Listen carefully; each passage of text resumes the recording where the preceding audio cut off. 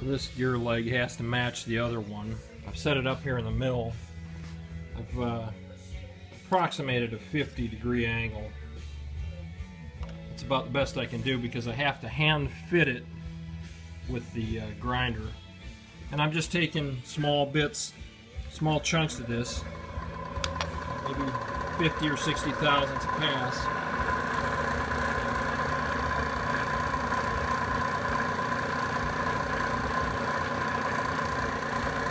Feeding the middle in there and coping this landing gear leg so that it fits the axle and it matches the first one that I built. Here we are.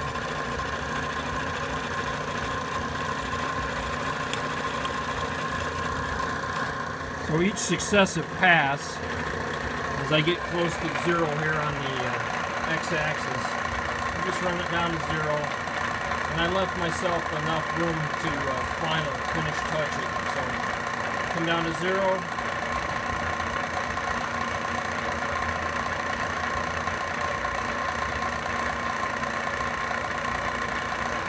And that's about it. There's zero. And go back out and make a slightly deeper cut, and that's the cope that's going to eventually fit the axle. So here I am all the way down through the bottom now, and I'll trim up those sides by hand because you can see I'm about to run out of clearance between this quill.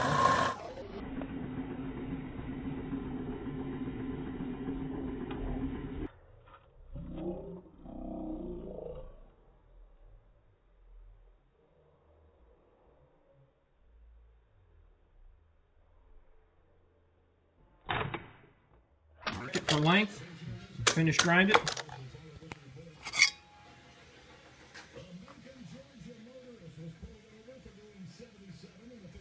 That's it. So I still haven't welded the first gear leg, but a little bit of time with the hand grinder and I got these two coped angles to match well enough to weld. And I'm also going to check them for length. I stack them both here and pin the ends together.